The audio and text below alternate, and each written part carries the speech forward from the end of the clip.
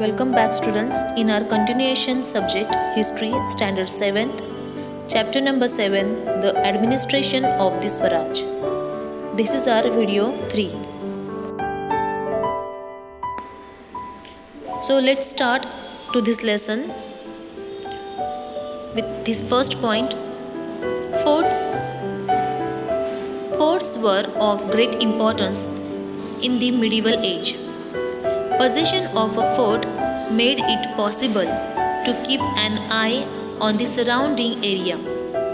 In case of foreign invasion, it was possible to protect the people taking shelter in the fort. It was possible to stock the fort with food grains, war materials, ammunition, and military garrison. The importance of forts in the foundation of Swaraj is well stated in the Ajnapatra. This kingdom was created by the late revered and exalted Majesty forts alone. There were about 300 forts in the Swaraj.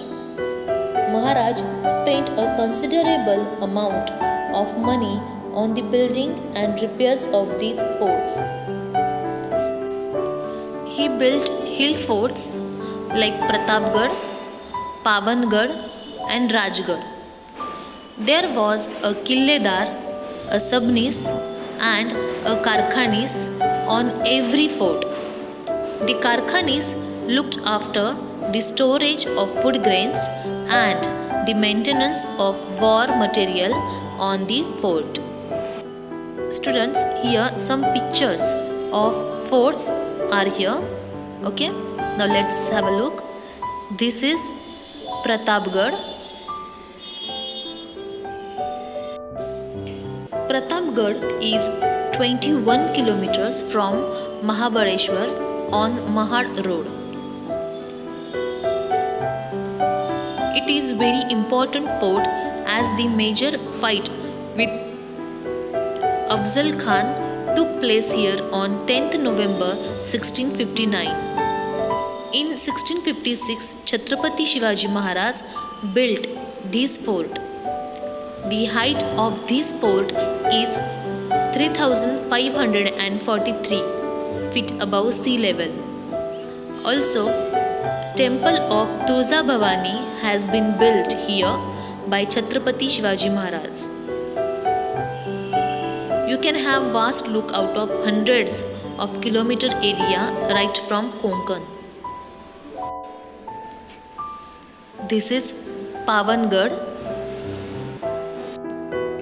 The Kolhapur district of Maharashtra is half a mile towards the east of Panhala fort, from which it is separated by Ravin. The chief defense of the fort is a scarped rock 15 to 25 feet high.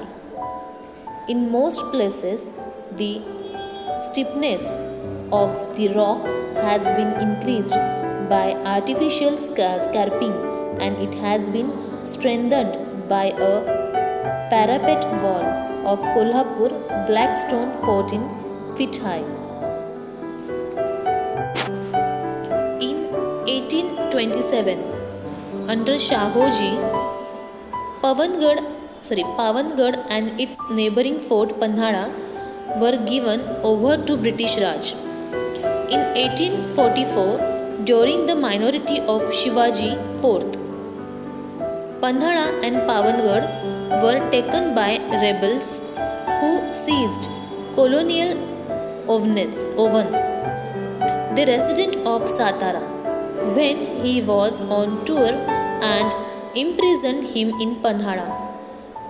A British force under General Dalmot was sent against the rebels, and on 1st December 1844 breached Panhala fort walls, took it by storm.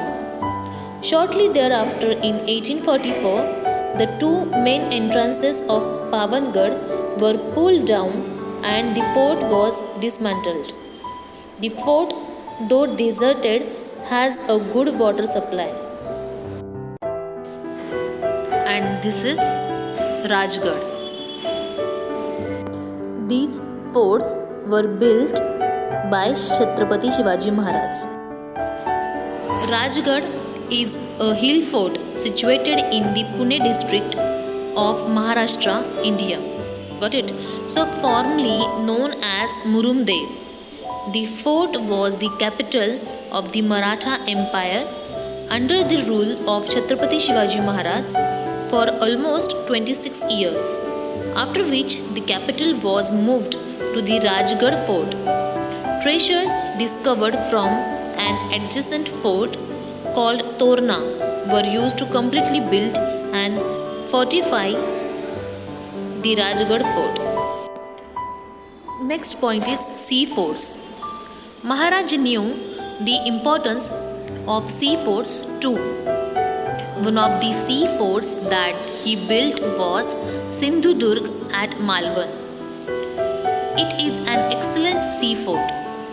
To give strength to the construction of the fort, 5 khandis of lead was poured into its foundation. A sea fort called Padmadurga was built in front of Rajpuri in order to counter the Siddhi power. About this fort, Maharaj has said in a letter that by constructing Padmadurga, he had set up another Rajpuri to overshadow the Rajpuri of the Siddhi. This is the fort of Padmadurga, and this is the picture of Sindhudurga. Next point is Navy.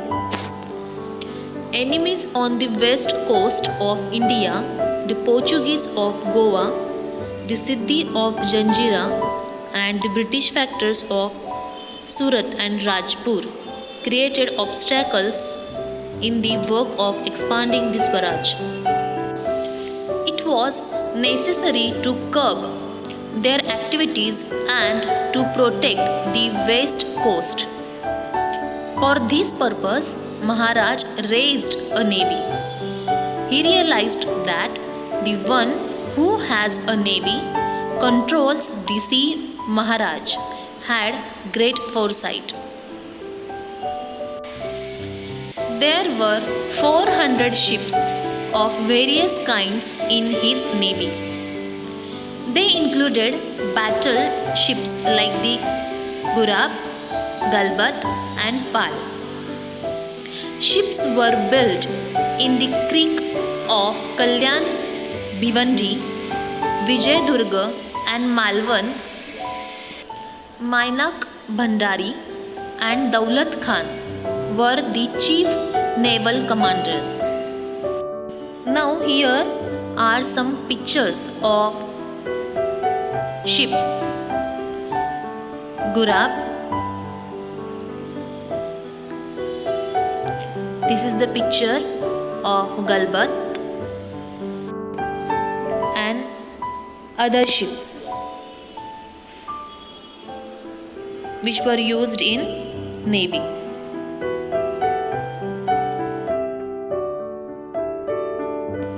Now let's learn more about Mainak Bhandari. Mainak Bhandari was one of the first chiefs or admiral of the Maratha Navy under Shivaji and helped in both building the Maratha Navy and safeguarding the coastline of the emerging Maratha Empire. Under his leadership, Maratha Navy won the battle at Khanderi Fort near Alibag, along with Darya Sarang, another admiral who served Maharaj. Bhandari commanded a naval fleet of 200 ships. Their official titles of Mai Nayak May Nayak Bhandari and Darya Sarang translate to water leader and sea captain respectively. The Maratha Navy was the forerunner of India's present-day Indian Navy. A memorial has been built to Ram Nayak Bhandari at Bhatte village, close to Ratnagiri town. Now next point is concern for the welfare of his subjects. Maharaj did not work only with the limited ambition of conquering enemy territories and establishing dominance like other things. His main objective was to make his subjects independent. He was aware that if his subjects were to really get the joy of freedom, it was necessary to have a disciplined administration, take comprehensive care of people's welfare, and protect the conquered territories. Maharaj was not merely a ruler, he was a watchful administrator who cared for his people's welfare. This is clearly seen in his administration of the state. By looking at this lesson, we come to know about Shivaji Maharaj. He was very concerned about his subjects. He used to think his subject should not suffer from any kind of poverty, any kind of thing. So we can understand how he was. Correct? So, and he was not only about their subjects, about their who was working in the Maratha Empire. So, I hope students you have understood this lesson, their navy, their